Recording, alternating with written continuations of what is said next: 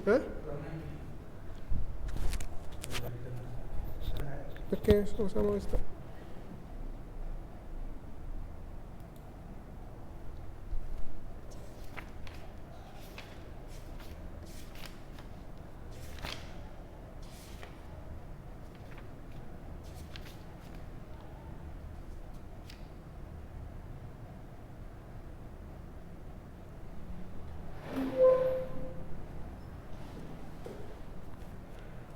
Oke ya, Assalamualaikum warahmatullahi wabarakatuh.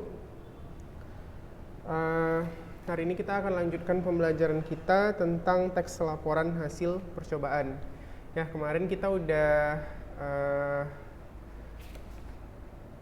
mengerjakan latihan di halaman 14-15.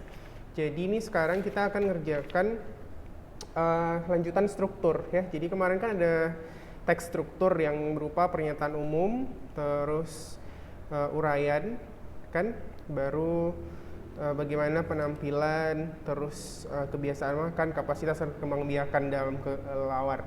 Jadi kemarin kan ada teksnya tentang planet Venus, ada yang tentang kelelawar. Nah, jadi kalau kita berbicara mengenai struktur, sebenarnya kamu bisa lihat di halaman 20. Jadi kalau untuk teks laporan percobaan itu dia dimulai dari pernyataan umum. Pernyataan umum itulah kemarin yang berisi kata adalah. Jadi Venus adalah planet dalam sistem tata surya. Nah, itu kan adalah batasan definisi gitu ya. Jadi ketika kamu belajar bahwasanya dalam setiap struktur itu ada pembatasan, maka kita akan menemukan kata kerja yang kita sebut sebagai kata kerja definitif, ya kan?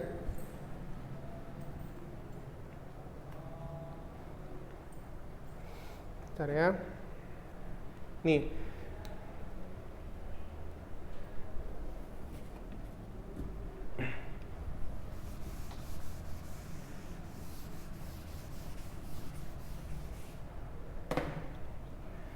Jadi kan kemarin itu teks, kita ulang ya, teks laporan hasil percobaan.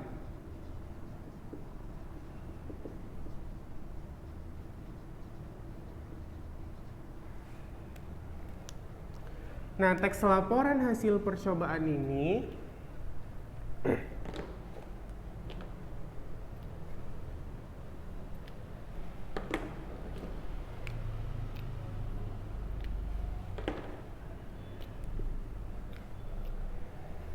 Oke, teks laporan hasil percobaan ini kemarin kan didefinisikan sebagai teks yang di dalamnya terdapat fakta, gitu, fakta yang dilaporkan atau fakta yang disajikan secara objektif. Nah, hari ini kita akan belajar mengenai bagaimana kita membentuk struktur teks. Jadi strukturnya itu dimulai dari definisi umum dulu. Nah, dari definisi umum masuklah kita ke bagian uraian. Jadi uraian ini bisa berupa, kemarin kita udah belajar kata kunci atau keyword yang berupa nomina dari definisi umum yang kita bahas. Misalnya kalau kemarin definisi umumnya ada planet Venus, maka nanti kata kuncinya ada mungkin revolusi planet Venus, ada rotasinya, ada kedudukan planet Venus, terus ada ciri planet Venus. Nah, gitu ya. Jadi itu dia yang menjadi batasan definisi dari strukturnya gitu. Jadi kalau kita misalnya mau buat struktur, bisa kamu lihat di halaman 20 dan 21 di pernyataan umum itu ada ciri-cirinya. Ciri-cirinya itu adalah mengandung kata kerja definitif. Jadi ada kata-kata adalah merupakan ya. Jadi di situ dalam definisi umum cirinya itu mengandung kata kerja definitif. Nah, ini. Nah, jadi kata kerja definitif itu secara ciri kebahasaan pasti mengandung hal-hal yang sifatnya mendefinisikan. Seperti ini ada kata adalah, merupakan, ya kan? Terus ada kata-kata ialah. Nah, itu biasanya dia ciri dari pernyataan umum. Lalu ada uraian. Uraian itu boleh sekedar seperti halaman 20 atau seperti halaman 21. Jadi kalau di halaman 21 kamu lihat di situ sudah ada penampilan, kebiasaan makan, kapasitas perkembangbiakan, masalah kelelawar. Jadi boleh juga uraiannya itu kita jabarkan berdasarkan nomina-nomina yang merujuk pada kata kunci di teks laporan hasil percobaan tadi. Gitu. Jadi di halaman 22 juga ada katanya di situ kan, rantai makanan di Antartika. Nah, jadi rantai makanan di Antartika itu ada pernyataan umum ya. Pernyataan umum, terus di situ ada juga uraian tipe 1, 2, 3. Terus ada beberapa contoh dari kehidupan di Antartika. Boleh kita baca lah ya halaman 22. Nah, ini tipe uraiannya. Jadi di situ katanya semua kehidupan di Antartika di dalam laut, di kedalaman laut biru ada jaringan makanan. Pertama ada plankton, ada pitoplankton, dua bentuk kehidupan yang sangat kecil, mikroskopis dan diatom di dasar rantai makanan. Bentuk kehidupan kecil tersebut merupakan bagian dari kelas produsen primer. Mereka dimakan oleh konsumen primer yang lebih besar seperti krill, rebon, dan ikan-ikan kecil. Jadi fitoplankton itu adalah jenis plankton yang sebenarnya bisa mendapatkan energi dari matahari gitu. Jadi dia selain rumput laut ada fitoplankton. Fitoplankton ini dimakan plankton. Plankton itu nanti dimakan oleh ikan kecil gitu ya katanya. Lalu krill itu adalah makhluk mirip ikan dengan 10 kaki. Rebon mirip udang. Rebon itu udang kecil-kecil yang biasa kita pakai untuk buat terasi itu ya. Jadi makhluk-makhluk ini memakan konsumen primer lebih kecil dan dimakan konsumen sekunder. Jadi krill itu kayak ikan berkaki banyak gitu, sejenis ikan juga gitu kan. Lalu udang-udang tadi dimakanlah sama ikan-ikan yang lebih besar. Nah, konsumen sekunder, jadi ini kalau misalnya kamu menjelaskan laporan percobaan, kan ini kebetulan judulnya itu adalah rantai makanan gitu. Jadi yang dibahas itu adalah proses bagaimana terjadinya rantai makanan. Kalau di halaman 21 tadi adalah bagaimana kita menjelaskan pengamatan tentang kelelawar. Berarti yang dijelaskan adalah tentang kelelawar gitu. Oke. Nah, terus di halaman beruap.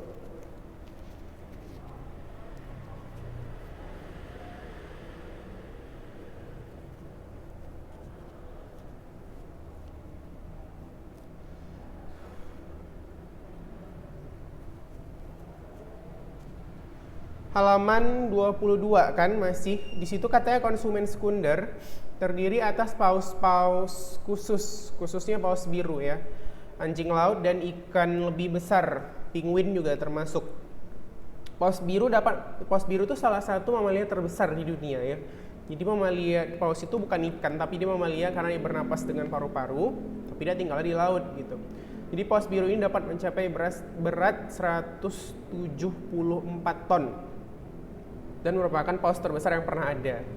Jadi semua konsumen sekunder cukup tinggi dalam rantai makanan tapi tidak cukup banyak ya gitu. Jadi dia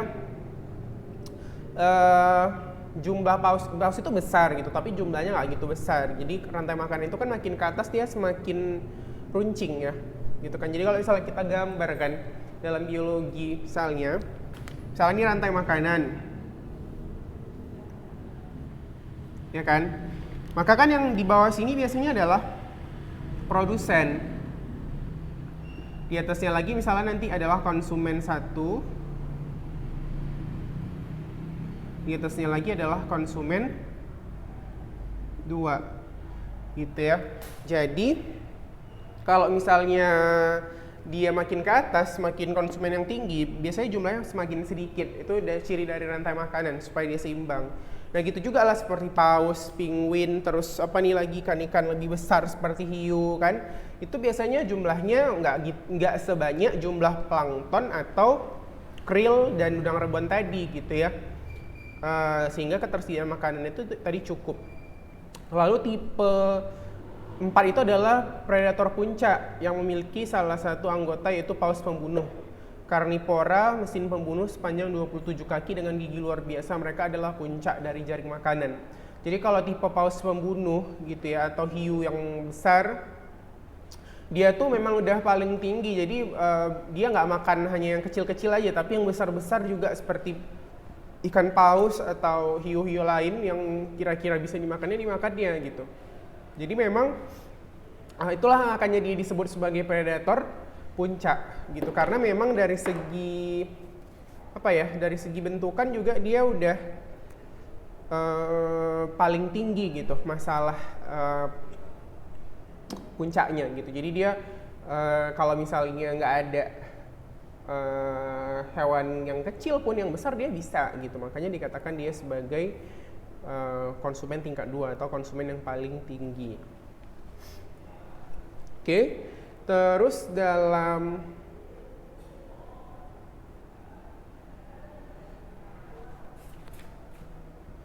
halaman 24 kamu bisa lihat di situ ada struktur teks laporan. Nah, coba baca dulu masing-masing halaman 24. Nah, di situ ada namanya teks laporan ya. Oke. Nah, di teks laporan itu di situ juga dijelaskan apa yang dimaksud dengan klasifikasi umum dengan uraian. Nah, kamu bisa coba mulai dicatat coba kalau yang struktur teks laporan ini di buku catatan. Coba yang teks buku laporan ini kamu boleh coba catat di buku catatan supaya lebih ingat gitu. Jadi kemarin kan kita udah bahas tentang konten bahasa. Hari ini kita akan bahas tentang teks laporan terkait dengan strukturnya. Coba itu dicatat, catat dulu. Udah? Nah, di situ kan ada katanya di halaman 24 ya. Di halaman 24 katanya ada klasifikasi atau pernyataan umum, menentukan klasifikasi aspek dari sesuatu seperti hewan, alam, tumbuhan, dan lain-lain. Ya, jadi misalnya gini, dalam klasifikasi umum itu sebenarnya kita boleh mengamati objek apapun, ya, apakah dia hewan, apakah tumbuhan, gitu kan. Tapi kita kasih dulu batasan ininya, definisinya, gitu ya. Jadi kalau misalnya kamu buat misalnya tumbuhan yang gimana yang kamu amati gitu kan. Jadi misalnya kantong semar ya, ada ya tumbuhan kan yang makan serangga itu kan. Terus ada juga tumbuhan seperti Rafflesia, ada juga tumbuhan seperti teratai gitu. Jadi tumbuhan ini kan banyak tipenya, banyak jumlah dan jenisnya gitu kan. Definisikan dulu yang bagaimana yang kamu amati gitu. Tumbuhan seperti apa yang kamu amati, bagaimana bentuknya gitu. Contoh misalnya seperti gimana kita kalau mendefinisikan tumbuhan kelapa misalnya. Kelapa itu adalah salah satu jenis tumbuhan monokotil. Monokotil itu artinya berbatang satu, nggak ada cabangnya kan. Kelapa itu hanya ada daun-daun tapi dia nggak bercabang.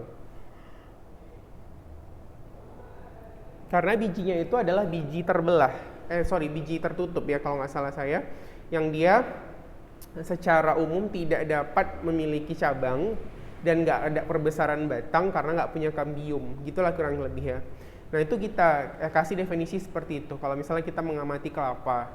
Jadi kita batasi dulu bentuk pohonnya yang gimana, bentuk batangnya, cabangnya, terus bentuk daunnya mungkin, terus buahnya gitu, sehingga dari situ udah bisa kita buat uraiannya. Kelapa itu ada daunnya itu mungkin berfungsi kita buat untuk sapu lidi. Terus misalnya nanti ada lagi bagian akar, terus ada juga bagian batang, bagian daun dan seterusnya gitu. Jadi dia dalam setiap uraian itu pasti nanti ada ciri-ciri dari setiap bagian objek yang kita definisikan tadi.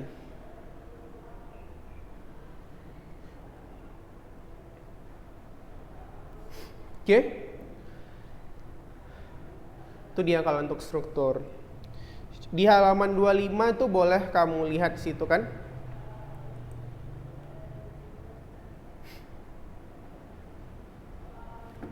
Ada di situ pengertian.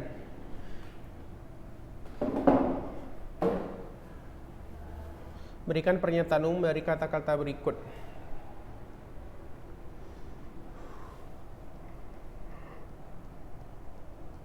Oh, ini berarti kita cari objeknya ya. Berarti tangkai induk bunga, tangkai bunga, dasar bunga, daun pelindung, daun tangkai, kelopak bunga, mahkota bunga, benang sari, dan putik itu adalah bagian-bagian bunga. Tapi kalau mikrofon, speaker, keypad, baterai, kodek itu adalah salah satu radio, frekuensi, konektor luar, antena. Itu merupakan salah satu ini ciri dari alat-alat elektronik ya, yang bisa merekam dalam proses digital. Terus kalau pernyataan umum padi, belalang, katak, burung gelatik, tikus, ular itu berarti pernyataan umumnya adalah rantai makanan. Jadi yang di halaman 25 ini kita sebenarnya disuruh untuk buat kata kunci nih dari pernyataan umumnya. Lalu di halaman 24 di situ juga ada ciri kebahasaan ya.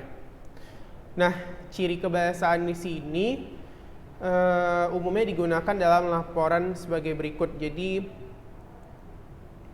dia memperkenalkan aspek umum atau generik seperti kendaraan, roda 2, transportasi. Jadi ciri kebahasaan itu adalah ciri teks yang paling nampak dalam proses mendefinisikan tadi. Jadi misalnya kayak objeknya tuh berupa unggas gitu, berupa reptil, berupa mamalia gitu.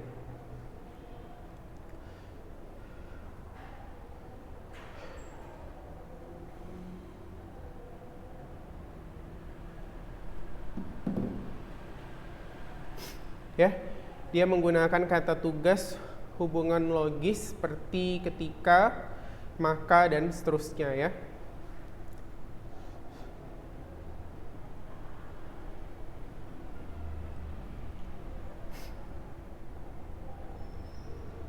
Terus kata tugas itu sebenarnya gini, kata tugas itu adalah jenis kata yang nggak bisa kita artikan kalau dia nggak menyatu dengan unsur kalimat yang lain. Contoh kata tugas itu seperti konjungsi, terus imbuhan, partikel gitu kan. Terus apa lagi? Misalnya gini, konjungsi kan seperti kata hubung ya. Konjungsi itu seperti dan kan, terus atau, dia penegasan maka. Terus ada lagi partikel. Partikel itu seperti lah, kah, tah, pun. Nah ini. Nah jadi kalau seperti ini, kalau kita nggak satukan sama unsur yang lain, ini kan sebenarnya nggak punya makna. Coba, apalah arti lah? Nggak ada kan? Terus kalau misalnya lagi saya bilang, apalah arti dan? Nggak ada. Dan itu memang menyatakan penambahan, tapi artinya secara khusus nggak ada. Atau memang ada artinya pemilihan, tapi secara khusus memilih apa? Nggak jelas gitu. Nah itu namanya kata tugas. Jadi yang dimaksud dengan kata tugas adalah kata yang dia harus mengikat kata lain supaya dia punya arti gitu. Jadi kata tugas adalah kata yang harus bergabung dengan unsur lain dalam kalimat supaya dia punya apa tadi, makna ya. Kalau misalnya dia tidak bergabung maka tidak ada maknanya. Nah itulah yang dimaksud dengan kata tugas. Jadi kata tugas itu ada konjungsi, partikel gitu kan. Nah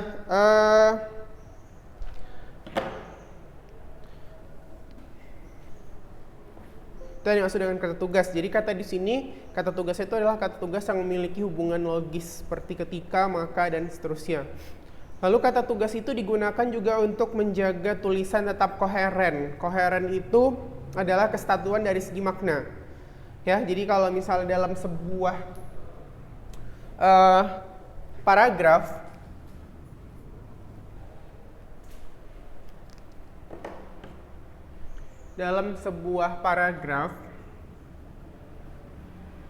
kita mengenal istilah ada namanya koheren dan kohesi. Koheren ini adalah kesatuan dari segi makna. Sementara kohesi itu adalah kesatuan dari segi bentuk. Kalau dari bentuk kan kita bisa lihat dari kata ganti kan dengan kata hubung.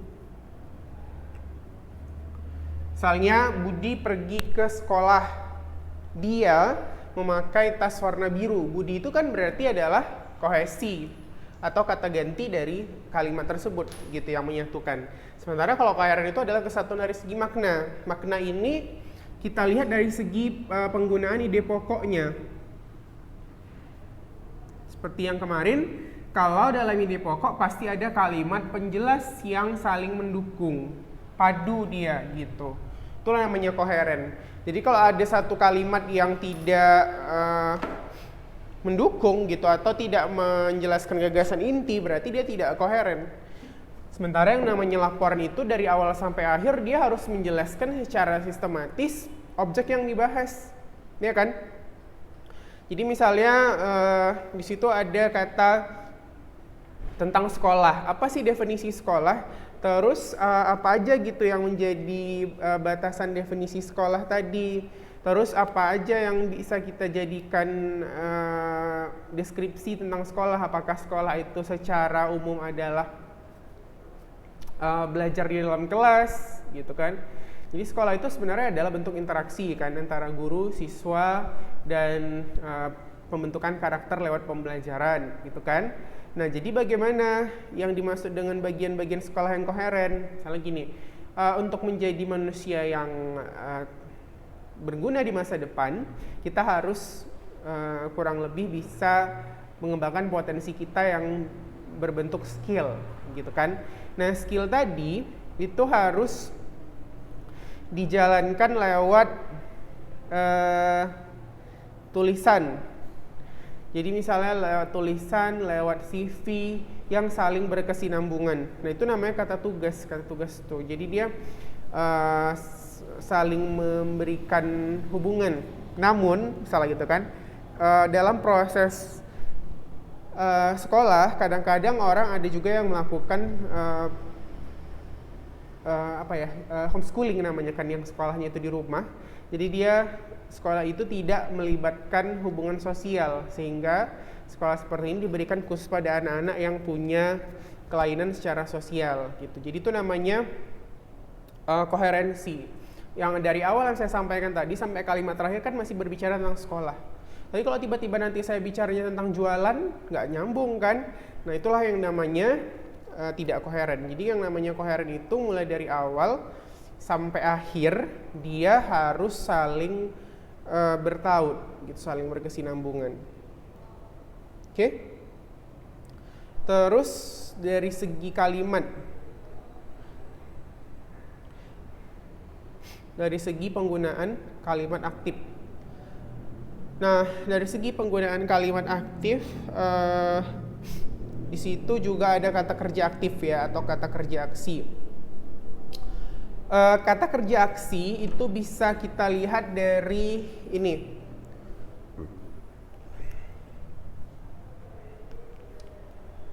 Jadi gini, menentukan sebuah kalimat aktif atau pasif sebenarnya gampang. Kalimat aktif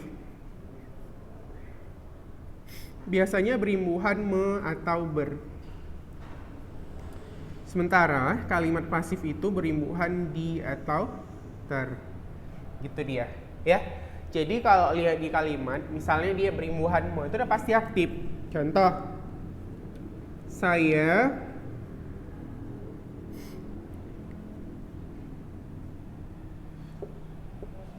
menulis novel. itu aktif. Terus dia berlari, itu aktif. Tapi kalau misalnya dia terjatuh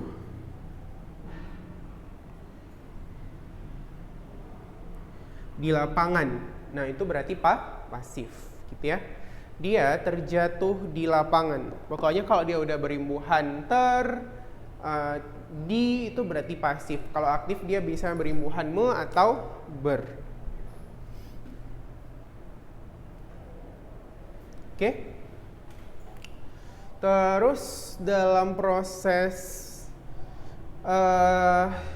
urutan sebenarnya dia tidak ada urutan waktu tapi ada urutan kegiatan. Jadi beda urutan waktu tuh misalkan ada konjungsi seperti kemudian, terus kayak konjungsi lalu gitu kan, setelah itu. Nah itu namanya urutan waktu. Tapi kalau urutan kegiatan dia biasanya pakai kata-kata penunjuk waktu, misalnya seperti pertama, kedua, selanjutnya gitu. Nah itu dia, itu kalau urutan kegiatan. Terus menggunakan kata benda ya, ini saya yang halaman 25 yang saya baca ya. Menggunakan kata benda dan frasa benda dibandingkan dengan kata ganti orang.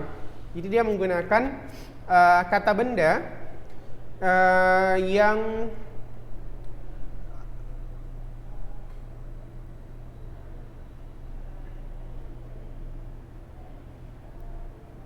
kata benda yang menggunakan kata ganti orang.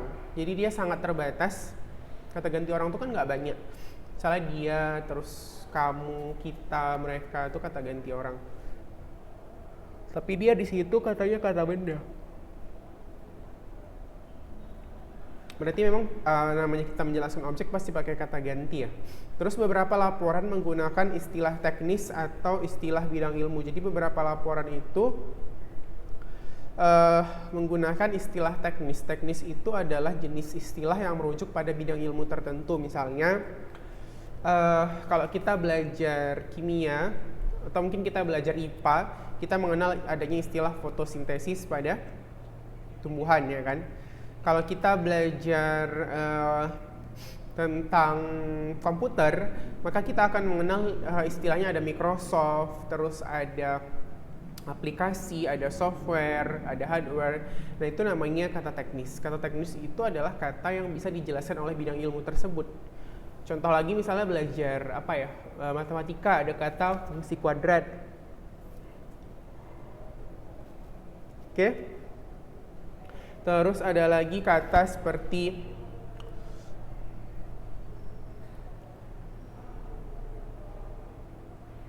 itu katanya kan disertai foto, terus ada kata teknis yang merujuk pada bidang ilmu, diagram, peta, dan seterusnya. Jadi namanya laporan itu pasti dilengkapi dengan data. Boleh kamu cantumkan fotonya, terus boleh kamu cantumkan diagramnya. Foto ini sebenarnya lebih bagus untuk objek-objek yang susah dibedakan secara fisik atau secara deskripsi. Misalnya fotonya itu kayak foto terumbu karang. Terumbu karang itu kan salah satu jenis benda laut yang bentuknya itu mirip-mirip. Atau misalnya seperti rumput laut. Rumput laut itu kan bentuknya mirip-mirip walaupun banyak jenisnya gitu kan. Nah itulah yang dinamakan sebagai urutan waktu atau sebagai penjelas dalam proses urutan waktu atau urutan kegiatan tadi, yang biasanya kita jelaskan dia secara data lewat foto atau diagram lewat peta gitu. Jadi urutannya itu jelas gitu. Misalnya pertama kamu bisa lihat pada gambar. Pada gambar terdapat bentukan rumput laut yang memanjang. Rumput laut ini misalnya terdapat di laut dalam. Sementara rumput laut yang menyebar atau bentuknya halus dan putih biasanya terdapat pada laut dangkal yang masih terkena cahaya matahari gitu. Walaupun warnanya putih, rumput laut ini punya kemampuan untuk tetap berfotosintesis. Nah, jadi dia diagram peta itu memberikan kita bantuan untuk mengurutkan cerita. Misalnya diagramnya menggambarkan bagaimana data penduduk yang terjangkit COVID, gitu kan? Maka dalam prosesnya itu kita bisa jelaskan lewat diagram, lewat peta tadi. lewat kata-kata urutan tadi gitu ya. Oke? Itu kalau dari segi konten kebahasaan. Oke? Di halaman 26-nya ada apa ya? Teks katanya di situ istilah titik-titik dengan kata tugas. Kata tugas tadi ingat ya, saya ulang lagi, ada konjungsi, ada partikel, ada imbuhan, terus ada juga seperti kalifoda, apa nih? Kata kerja definitif, ya, itu namanya kata tugas. Oke? Coba mulai dibaca dulu halaman 26.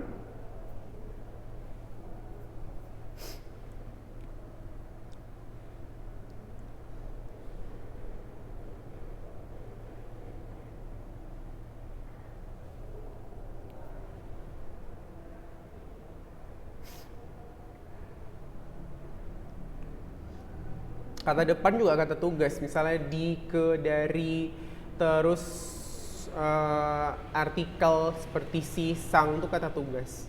Di kata tugas itu pokoknya yang kalau misalnya kita pisah dia dengan unsur yang lain, dia nggak punya makna gitu. Misalnya kayak di gitu kan, saya belajar di sekolah, ada maknanya.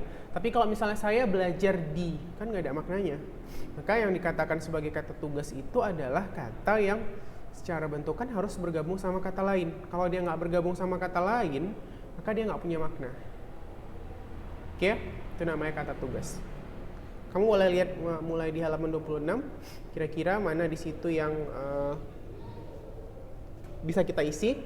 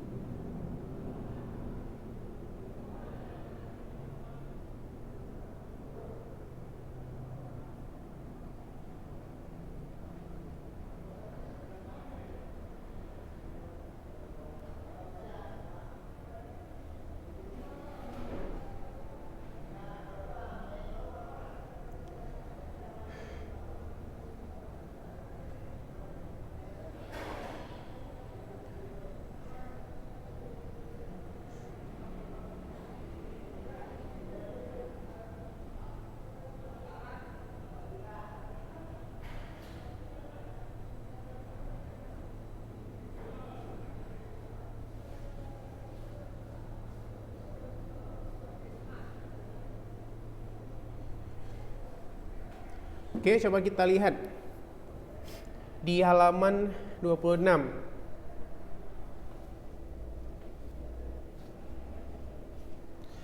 Apa yang ada dalam benak Anda, katanya kan? Apa yang ada dalam benak Anda jika mendengar kata tikus? Berarti isinya jika ya. Tiap orang punya jawaban sendiri.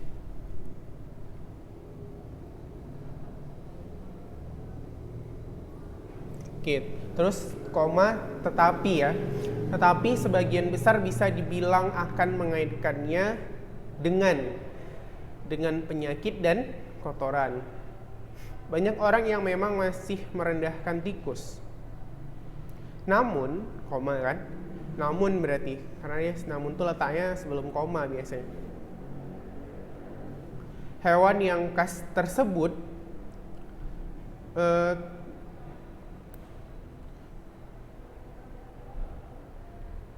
dengan ini ya. Namun hewan yang khas dengan tubuh lebat dan moncong panjang itu sebenarnya termasuk hewan yang sangat pintar. Karakter tikus dalam Tom and Jerry adalah sanjungan yang cukup pas bagi seekor tikus. Katanya, tikus sangat pintar dan diketahui memiliki kemampuan menyelesaikan masalah.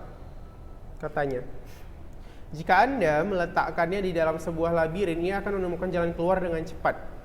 Tikus termasuk hewan sosial yang bisa sangat jinak, dapat dilatih dan melakukan banyak trik sulit.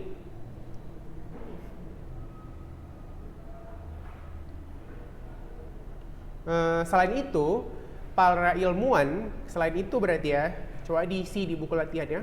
Selain itu, para ilmuwan, halaman 26 nih ya, pasti sudah paham bahwa tikus merupakan objek penelitian yang sangat baik di laboratorium. Dokter hewan dan ahli binatang sangat tahu bahwa tikus pun sebenarnya bisa menjadi hewan peliharaan yang sangat menarik. Ya mungkin bagi yang nggak geli ya, tapi kan bagi orang yang sebagian geli atau jijik mungkin agak susah karena tikus ini cenderung menyebarkan penyakit itu gitu, karena seperti kencingnya, terus kotorannya secara kesehatan itu tidak baik. Tapi beda sama kucing. Kalau kucing dia tahu di mana, sebagian besar kucing gitu ya, dia tahu di mana kapan harus tempat di mana dia buang air, tempat di mana tidur itu dia biasanya beda gitu. Terus dia nggak sembarangan ke tempat kotor gitu, seperti tempat yang basah, terus tempat yang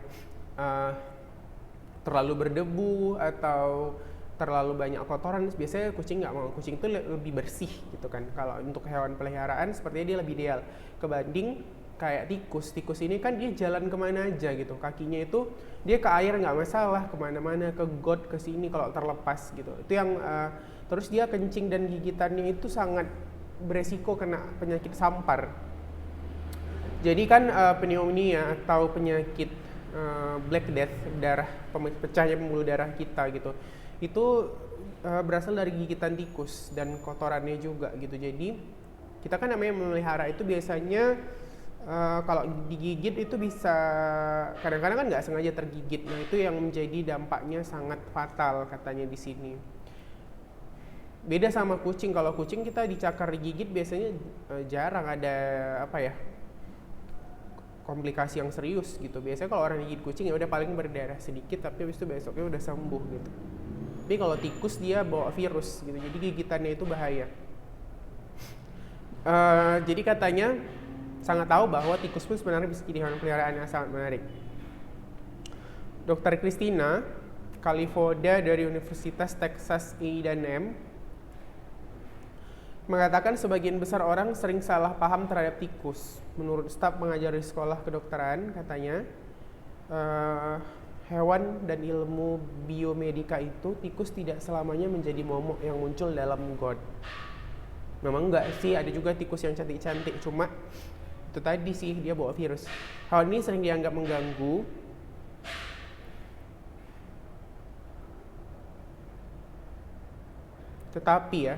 Tetapi sebagai hewan pengerat, tikus secara alami memiliki insting untuk terus mengasah giginya dan mengendus sumber makanan. Tikus cenderung menyukai hidup dekat manusia karena alasan kebutuhan makanan dan tempat hidup. Karena dia tahu kalau dekat manusia itu pasti banyak makanan gitu. Minimal makanan sisa manusia gitu kan. Kalau dia hidup, jarang kan kita jumpa tikus di hutan gitu, karena memang di hutan itu nggak ada makanan, paling ada bangkai-bangkai hewan pun itu jarang. Biasanya pasti hidupnya tikus itu dekat pemukiman manusia yang ketersediaan makanan dan bekas makanan itu banyak gitu ya. Banyak orang yang beranggapan tikus kotor.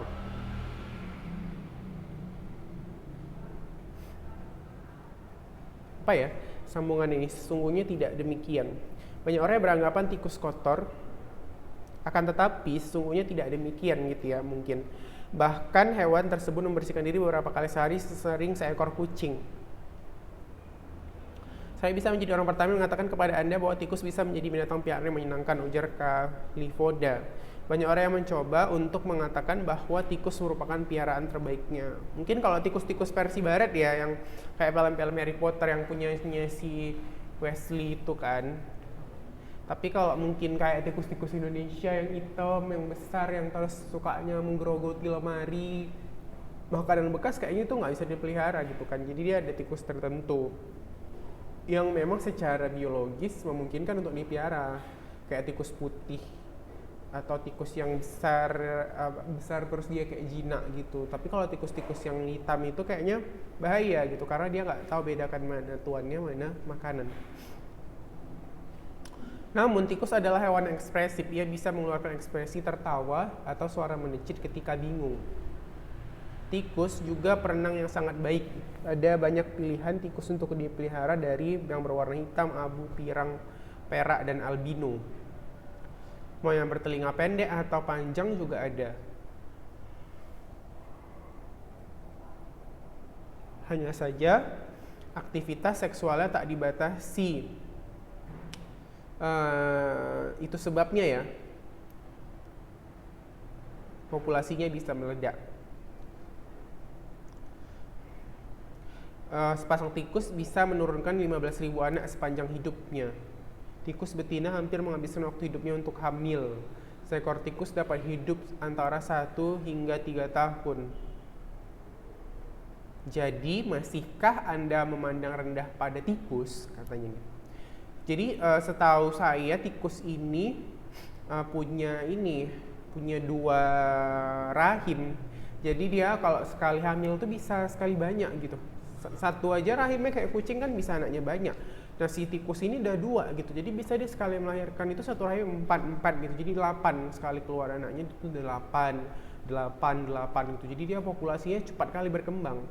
Nah yang membahayakan adalah kalau populasinya itu di luar sana tidak terkontrol. Memang si tikus itu tugasnya adalah membuat menghancurkan sisa-sisa sampah, tapi kalau jumlahnya terlalu besar juga membahayakan karena dia bisa masuk ke rumah, dia bisa masuk makan kain, baju, terus makanan juga, terus dia bahkan kayak plastik-plastik yang bisa dicerna tuh bisa dimakan tikus, kayak pipa-pipa. Yang bahaya kalau di dalam tanah itu ada pipa-pipa plastik yang isinya gas atau pipa-pipa yang untuk aliran-aliran yang sangat urgen itu dimakan tikus. Nah itu yang bahaya.